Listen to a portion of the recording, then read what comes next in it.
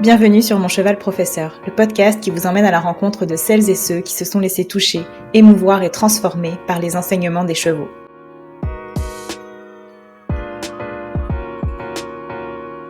On se retrouve avec mon invitée de la semaine dernière, Rosalie Saint-Hilaire, pour un épisode bonus un petit peu spécial. Peut-être que vous le savez pas, mais moi, en plus de mon travail, j'ai une entreprise et Rosalie est une entrepreneure qui m'inspire, que je qualifie d'entrepreneur à succès. Alors j'ai des petites questions complètement perso à lui poser et ça va être ça l'épisode bonus, j'espère qu'il va vous plaire.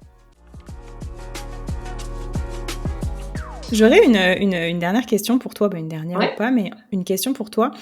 Tu t'as donné des cours, donc tu donnais des cours comme une coach d'équitation, j'imagine que tu donnais des cours dans ta pension, tu te déplaçais, etc. Aujourd'hui, tu coaches en ligne, puis je pense que ton modèle d'affaires, il est, je le trouve magnifique parce que tu vis des chevaux sans profiter de tes chevaux, entre guillemets. Enfin, sans en faire... Enfin, tu vois, tu coaches, mais tu utilises tes chevaux pour des vidéos, quoi. Enfin, je veux dire, comme si ça sort pas de leur cadre habituel. Je pense que c'est quelque chose que beaucoup de gens aimeraient, que beaucoup de personnes aimeraient, surtout qu'on prend de plus en plus conscience que une vie à donner 6 heures de cours ou 5 heures de cours par jour, ça fait aucun sens, etc. Qu'est-ce qui t'a amené à cette vie-là et surtout à la confiance que tu pouvais bâtir ça? Parce que de l'extérieur, tu sembles quand même quelqu'un qui a confiance en ses capacités à bâtir cette vie-là pour soi. Puis moi, je serais intéressée à avoir tes conseils perso. Puis ça va profiter aux autres qui écoutent le podcast, mais je te pose avant tout la question pour moi. Je te vois vraiment comme une entrepreneure à succès, inspirante, qui a bâti un modèle d'affaires hyper intéressant. Puis voilà, c'est ça ma question. Ben écoute, j'apprécie tes bons mots, vraiment. Je vais réécouter le podcast pour les réécouter quelques fois, ça va me faire plaisir. Mais quand même, tu sais, des fois, les mots qui résonnent en nous, comme tu as dit tantôt, ça a résonné le fait que de réussir à vivre des chevaux sans profiter de eux, parce que souvent, c'est quelque chose que je trouve difficile dans le monde des chevaux, tu sais, d'allier affaires et animal, mais bref. Oui, puis je fais juste une aparté, je veux surtout pas que personne se sente attaqué par ça. Je veux dire, c'est ça, c'est... Ouais, non, c'est pas une attaque, là, pas du tout. Puis moi aussi, j'y pense souvent, puis c'est pas de la faute à personne, puis on prend tous soin de nos chevaux, mais c'est juste que le modèle d'affaires des cours d'équitation, des fois, c'est difficile d'être rentable et éthique en même temps, tu sais, mais il y en a qui réussissent. Bref, on se comprend. Mais écoute, j'aurais... T'as-tu un petit 2 heures devant toi? Non, mais... tu sais, honnêtement, qu'est-ce qui m'a motivé à passer des cours traditionnels à la formule en ligne que moi j'ai faite? Il y a plein de choses, OK? Plein de choses. D'être capable d'aller rejoindre plus de gens. Parce que c'est super cool de transmettre mes connaissances aux gens proches de moi. Puis oui, je me déplaçais dans la ville de Québec et tout. C'était cool. Mais c'est très limité. Je peux pas aller faire 1h30 de route à chaque fois pour aller donner des cours à quelqu'un. Puis on parle juste d'1h30 de route. Fait que les gens qui sont dans toutes les régions du Québec, comment les rejoindre, tu sais? Puis à ce moment-là, je visais même pas l'Europe. Parce que moi, dans ma tête, en France, tout était parfait. Puis c'était un beau monde de licorne. Puis tout le monde faisait de l'éthologie. Là, à ce moment-là, c'était le même que je pensais. C'est pas le cas. Mais... Donc, tu sais, juste d'atteindre le Québec au complet, je trouvais ça important.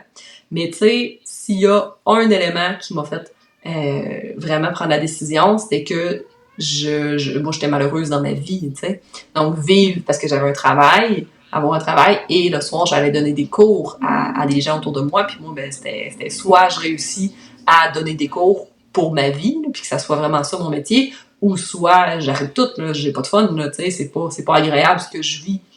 Donc, j'ai vraiment essayé le tout pour le tout. Puis, j'avais aussi, tu sais, quand même une grande conviction dans ce que je disais. Ce que je veux dire, c'est que j'avais des opinions très tranchées, quand même. À ce moment-là, elles sont un peu moins tranchées parce qu'encore une fois, les gens sont un petit peu plus ouverts d'esprit et tout. Mais à ce moment-là, j'avais des opinions qui détonnaient puis j'ai pas eu peur de les dire. Puis je pense que c'est ce qui m'a aidé à ce moment-là, tu sais. Un peu comme tu fais, d'ailleurs. Je pense que t'es bien parti. C'est gentil. Non, c'est vrai. C'est juste que vu que tu as un accent de France, ben on en voit plus On des croirait, Français avoir on croirait des... que je suis... Ouais, non, Ouais, on pourtant, croirait je que suis t'es là depuis là-bas. longtemps. Je suis là depuis longtemps. Sûrement qu'il y a des Français qui vont écouter ton podcast puis ils vont dire « Elle a un accent de québécois. Elle a pas un accent de français. » Vraiment. Mais j'ai deux façons de parler différentes. Je pense Ah, que, ouais. Ouais, il y a une petite variation.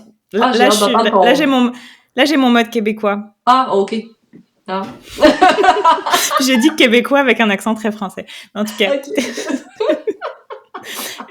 OK. Et est-ce que toi, tu t'es fait accompagner, coacher? Est-ce que il y a eu des gens qui t'ont aidé dans cette progression-là aussi? J'ai eu des formations, c'est sûr. Je recommande à n'importe qui veut faire un si gros changement dans sa vie d'aller se former, tu sais. Mais c'est très difficile, je trouve. Ben, t'es toi-même entrepreneur, si je me trompe pas, là, mais c'est très difficile parce qu'il y a des bonnes personnes puis il y a des personnes vraiment moins bonnes. Fait que j'ai eu beaucoup de hauts et de bas, mais c'est sûr que je recommande à n'importe qui de juste au minimum commencer par une formation en lancement d'entreprise, tu sais. Mm-hmm. Souvent, les gens de chevaux, tu sais, moi, je donnais des cours d'équitation, fait que j'avais un peu de comptabilité à faire, mais surtout, j'ai un bac en administration, donc ça l'a aidé, tu sais. Mais les gens de chevaux, souvent, un peu désorganisés, tu sais. On est des passionnés d'animaux, de plein air, d'être dehors, faire de la comptabilité. Puis ouais, je vais faire ça l'année prochaine. Puis j'ai vu des gens autour de moi avoir beaucoup de la difficulté avec ça. Parce que, tu sais, je suis pas la seule avec un modèle d'affaires comme ça. Fait qu'on se regroupe, les gens qui font du coaching en ligne et tout, puis on essaie de s'entraider. Mais j'ai vu beaucoup de gens avoir de la difficulté avec les détails administratifs. Tu sais, fait que ça, point numéro 1. Et après ça, le marketing. Parce qu'on va se le dire, vouloir partager ce que moi je partage par rapport aux chevaux, ben ça prend des gens pour l'entendre. Ça prend, fait oui, t'auras beau être la meilleure coach du monde entier, s'il y a personne pour écouter ce que tu as à dire, ça va servir à rien, tu sais. Fait que ça, c'est quand même une difficulté. Puis, tu sais, il y a beaucoup de gens, des fois, qui me disent justement, ton modèle d'affaires est incroyable, j'aimerais ça le faire. Oui, ben ça reste que, tu sais, la grosse partie qu'on ne voit pas d'administration, de marketing, de vente, de tout, ça prend beaucoup de place. Donc, si toi, tout ce que tu veux faire, c'est juste parler de chevaux, reste dans le modèle traditionnel. Ah non, c'est sûr. Ben, moi, je le sais. Enfin, j'ai pas de doute sur le fait qu'il y a énormément de travail, il y a une équipe, il y a beaucoup de jobs. Ouais. OK, super intéressant. Ben, merci pour tes réponses. J'espère que cet épisode vous a plu. Si vous ne le faites pas déjà, je vous invite à suivre Rosalie sur les réseaux sociaux. Elle est sur Facebook, sur Instagram et sur TikTok. À chaque fois, vous la trouverez sous le pseudo Équitation Simplifiée. Et sur Facebook, elle a aussi un groupe qui s'appelle Équitation Simplifiée, devenir maître de sa passion. Et sur le groupe, il y a énormément d'archives, de lives, de vidéos qu'elle a faites durant ces dernières années. Et c'est vraiment une mine d'or de conseils si on ne sait pas trop par où commencer pour développer sa relation avec son cheval.